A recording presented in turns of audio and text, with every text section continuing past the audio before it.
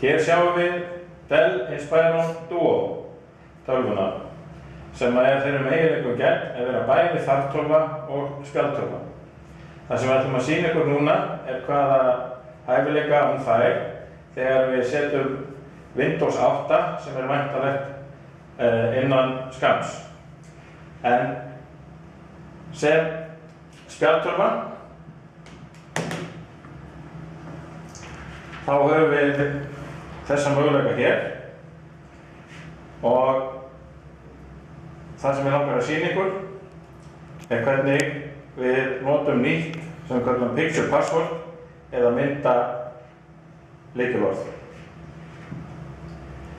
Nú, fyrst að nefna, við höfum hérna 3 möguleika sem við verðum að uppfylla og ég búinn að gera þetta áður.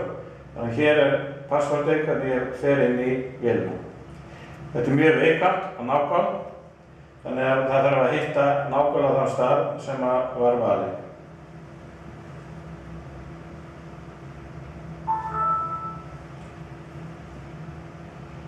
Nú, þá fáum við þetta nýja umhverfi sem kemur Windows 8.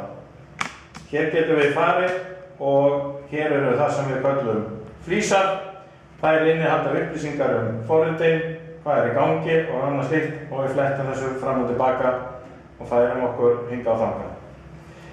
Nú, við veljum forritin með því að fara hér og síðan eru þægindi og annar varðandi lyklaborðið sem eru komin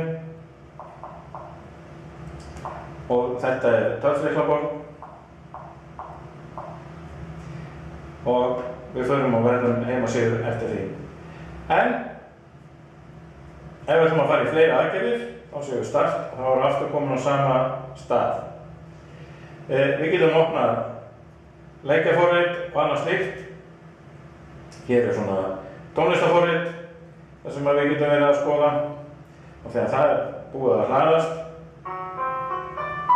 Engin tónlistarhæfileikar hér á píanólána og við förum að opna fleiri forrit eins og kontrollpanelinn, þar sem við breytum alls konar upplýsingum og stillingum og við getum hlaðið með fleiri forrit.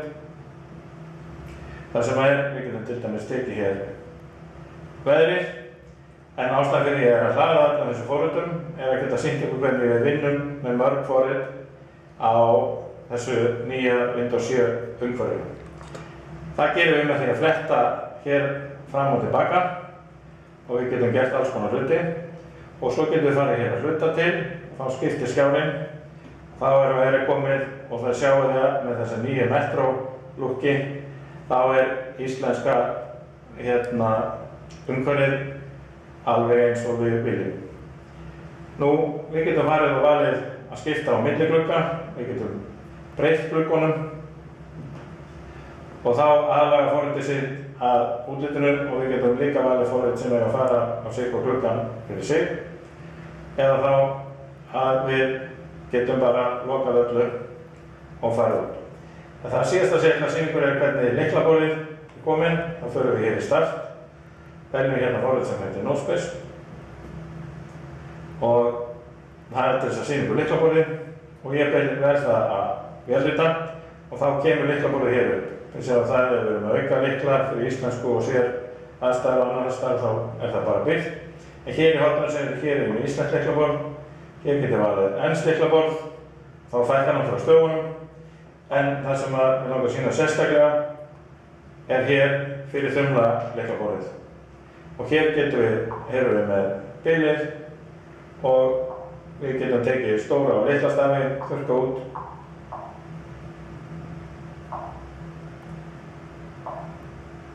Og á ensku eins og kemur stingunum upp á stöðum, en við langar að benda hér að ef við ætlum að vera með broddstafi og séríslenska stafi þá sjáum við það að við höndum takk minni og kemur það, ég ætla að velja hérna Upsilon í og annað þess stað þá það bara gert á mjög einfaldan hátt svona. Svo bara skipt eins og venjulega, en hér síðan settings. Hér stilli ég alls konar hluti eins og skjáum, hvernig standa á netinu hjá mér, hvað heyrist í tölvunni og svo framvegis. En það sem nýtt í Windows 8 það að settings koma með það forrit sem ég í gangi. Þannig að ég skipti forrit og vel nýtt settings þá kemur það sem er tengt, hvernig við gerum hluti og slíkt.